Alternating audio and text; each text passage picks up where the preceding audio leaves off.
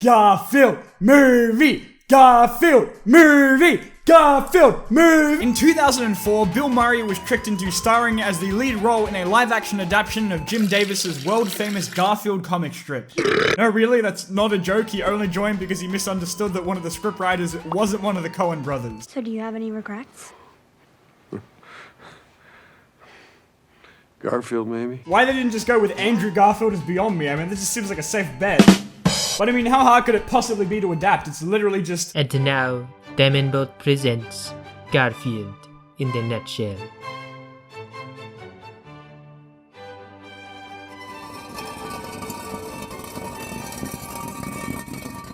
Garfield, it's 3 a.m. Why did you wake me up? Lasagna. This is definitely the peak of Murray's career though, without question. What the fuck is Ghostbusters? Honestly, Bill Murray's not even a bad fit for our favorite lazy-ass cat. They've got so much in common. They both always look like they want to die, both hate Mondays and most likely every other day of the week, and I'm sure he probably likes lasagna. I mean, who doesn't? He's actually pretty good as Garfield though in this movie. I'm just being mean. Today we're watching the Garfield movie, and I just know you're going to love it. Trust me, you don't have a choice. Like this, we're gonna drop the beat. Graphic design is my passion. I hate Mondays. 2 minutes! 2 minutes and you already said the thing! So yeah, that's him. That's Garfield, alright. As you can see, Garfield and John already have a very loving relationship. Just a really wholesome, affectionate relationship. Oh, liver! Actually, it's liver flavored. Though Garfield is the only animated cat, every other animal in the movie talks anyway, which is just... It's just across the street. We're cats. We like milk. Yay! Yeah, I love that game. You're such a brave little astronaut. Prepare to jump into your spaceship, Commander Nermal. Bill Murray sounds so dead inside.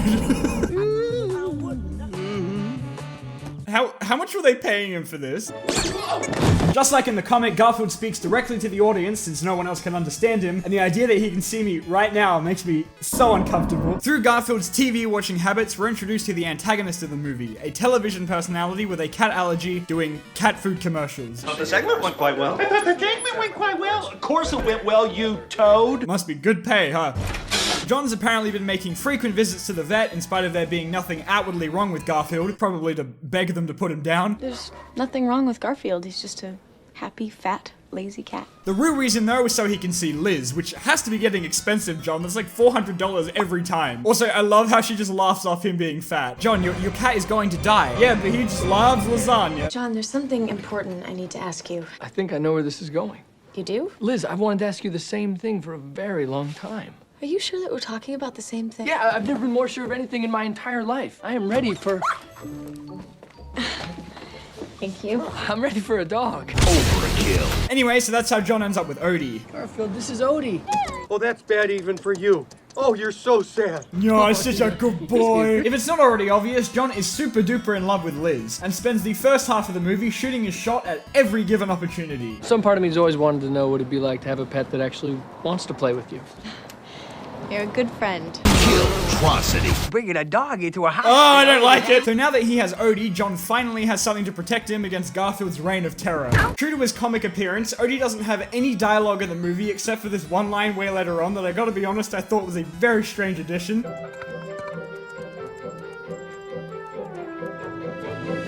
Leave me alone. I'm not kidding, Yodel Odie. Fuck you, Garfield. Of course, though, our favorite fat cat isn't going to let a dog interfere with his regular routine of loving lasagna and hating Mondays and whatever else it is he does. Very well. Odie's only been in this movie for like 10 minutes and Garfield is already trying to kill him. So yeah, the next like 10 minutes are just Odie and Garfield waging war against each other. Down, dumb dog. Chair. Off. Okay, thanks for saving my high. Get off. Whoa. Pretty sure it was yours. Okay, Garfield, too far. Go back to pushing him off shit, please. They're off on an adventure and you're still here. And your point is? Well, that's gotta feel bad, being left by John while he takes Odie out. It's like you're not his favorite anymore. Yeah, it's almost like he completely hates you and your life is meaningless now because he doesn't love you anymore, you absolute piece of shit. John gets ready to go to a dog show with Liz and chooses not to take his cat for very obvious reasons, but Garfield is not one to let his hostage experience even momentary happiness. Within seconds of arriving, he terrorizes the entire show and alerts the attention of every dog in like a 100-mile radius. I need a ride. Madam, I'm a cat in trouble. Garfield, no! Why, Garfield? She's innocent! With all the other dogs at the show out for Garfield's blood, Odie seizes the opportunity to show off the one trick he was taught for this movie. He looks so dead inside. Oh my god, what do they do to the poor dog? Would you like to come in? Not today. Catastrophe. So eventually, Garfield manages to escape and hitch a ride back home on John's car without him ever knowing he was there. With all of John's attention on Odie, all that's left for Garfield to do is prove that he's the better pet, which he does by accidentally destroying John's house.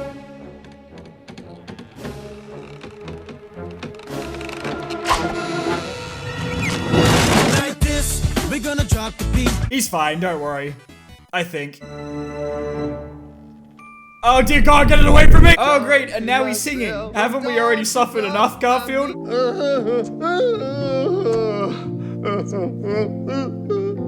This was actually Bill Murray breaking down after realizing he wasn't even halfway through the script yet. Anyway, so Odie gets stuck outside because Garfield is a heartless bastard. Meanwhile, the guy from the commercial was going on about how much he really wants a dog. I think we all know where this is going. Back at John's, the guy just refuses to give up pursuing Liz, and for once, it actually pays off. It's cute. It's one of the reasons I had a crush on you in high school. Wow, it's really that easy, huh? Odie gets found by some random old lady who has no problem handing him off to the first person who comes knocking. And he's perhaps a little too excited about it. I can live again now. With Odie gone, Garfield returns to his usual spot, but as it so happens, it's by doing this that he finds out where Odie ended up. What a coincidence! This movie has so many twists! Do you have a problem with that? I've never seen so much pain in a dog's eyes before. With John somehow not understanding cat language, looks like it's up to Garfield to embark on a one-pet crusade to rescue Odie. Presumably because he's jealous that someone else who isn't him is causing the poor guy pain. Hey, nobody gets to mistreat my dog like that except me. See, told you. With John oblivious to his absence, Garfield Metal Gear Solids his way to his friend's rescue. Are we there yet? Are we there yet? Are we there yet? Odie gets a shock collar placed on him in an attempt to make him more obedient or something, despite not showing any form of resistance to being kidnapped whatsoever. Okay, that's gotta be like illegal, right? In the meantime, Garfield tries to work out the best way to infiltrate the building. I can't try the door. I couldn't handle another stampede. It's me, Solid Snake. Our new orders come from President Jim Davis himself. Infiltrate the basement, rescue Arlene, and rendezvous with Agent Nermal for extraction. We've got to hurry. In just a few hours, it'll be Monday. Garfield hates Mondays. Damn. And yeah, so that goes about as well as you'd expect.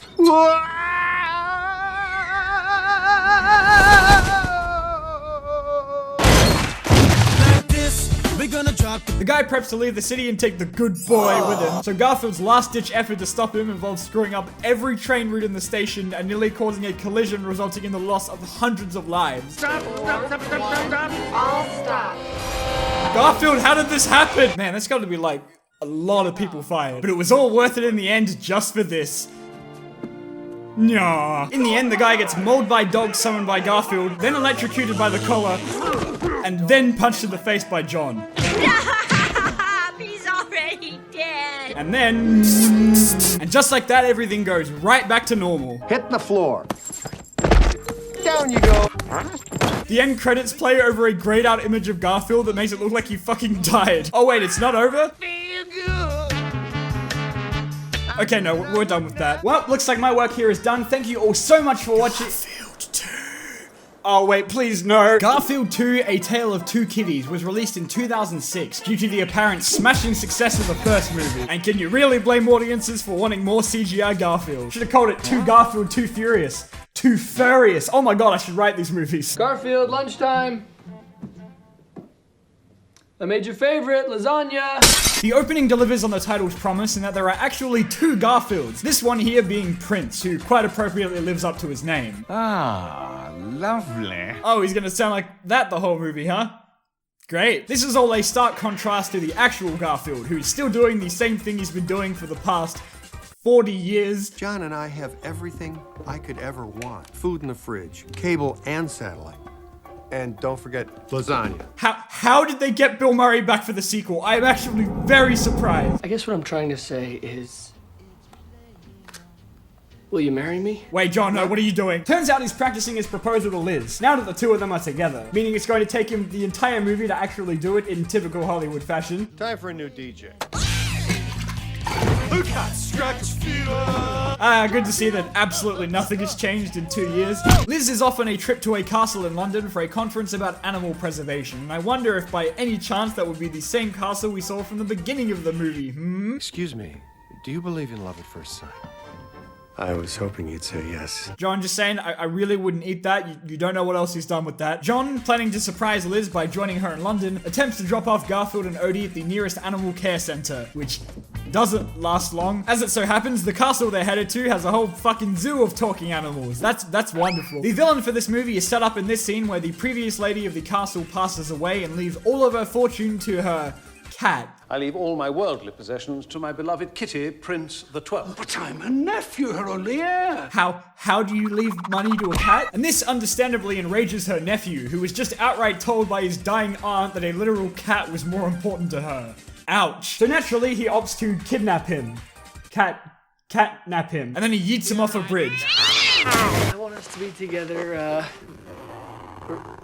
Garfield? You thought you could escape me, John? Garfield was obviously not satisfied with only terrorizing America, so now he spread his evil to London, which is shown to us in montage form. Take the picture, take the picture, take the picture. Garfield, I'm begging you, please stop twerking. This poor man has done nothing wrong. In search of the missing prince, this guy comes across the only other cat in the entire country that looks exactly the same as him, and so Garfield is taken to the castle. Meanwhile, Odie runs into Prince, who somehow survives being thrown off a bridge. Even John doesn't notice any difference. It goes to show how much attention he's paying to his own pet. Garfield? What the is a Garfield? This guy's evil plan now that Prince is out of the way is to inherit the castle and remove nothing except the animal enclosures, because what would a talking animal movie be without a villain that has an irrational hatred of animals for no explicit reason? Thank you, Windbag, for that slobbering introduction. Hello, everybody. Oh god, I think Bill's losing it, guys. Unlike John, it took the animals about 5 seconds to work out that they have the wrong cat, and now they have to put up with this lasagna-loving arsehole instead of the rightful heir. We learn that this royal family has had Garfield-looking cats for centuries, which really raises some questions about where Garfield came from. What are you? Is this castle making my butt look a little too big? Fit you like a glove. And we finally got a fart joke, ladies and gentlemen, and managed to hold out for a movie and a half. I'm almost proud of them. The villain learns of Garfield's return in spite of his attempted murder, so what's he gonna do, fucking stab him? Dude, it's just a cat! Mr. Hobbs. Look, I don't want to say anything about karma, but his next plan to violently assassinate a cat involves him sicking the castle dog on him, which ends about as well. Garfield's biggest grievance adapting to a life of luxury is the lack of lasagna, and so he sets the other animals to work attempting to make it. Problem is, it seems we've mucked it up. You just need a little guidance, that's all. This can't end well. Garfield, no, not the Black Eyed Peas! Surely this entire castle's food supply has to be, like, entirely contaminated now, right? Prince, on the other hand, is struggling quite a bit to replicate Garfield's lifestyle. But I mean, let's be honest, how hard could that possibly be? Oh, my name is Garfield. I sure do hate Mondays and I crave lasagna. Intent on not being trapped in the life of a commoner for long, Prince makes his way back to the castle. Prince the 12th?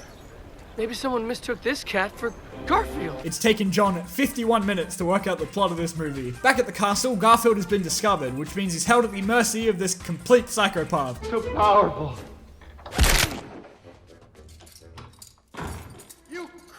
Eventually, the two cats finally run into each other. I found you, faker! I think you're the fake Garfield around I'll make you eat that lasagna! I love how there's no conversation about how they look completely identical. It's just, hey, go home. Okay, I love lasagna. So with this movie wrapping up, all that's left is for the villain to get tortured by the animals. And this guy gets beat down, arguably even worse than the guy in the first movie.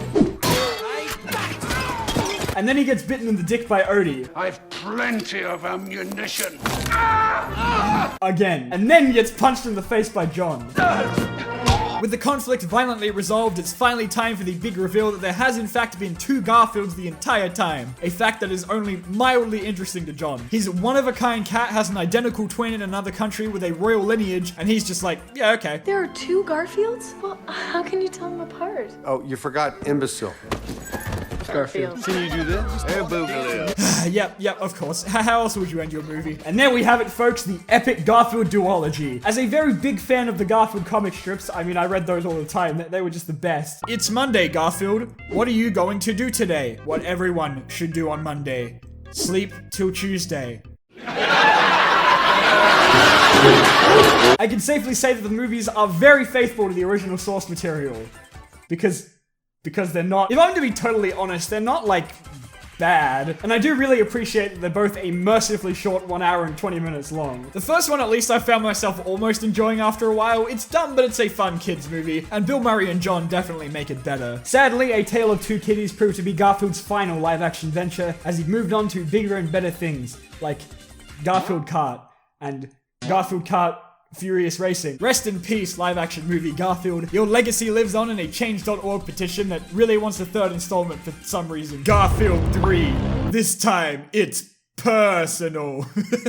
With that, thank you all so much for watching, and I'll see you in the next video. #1 Garfield fan out.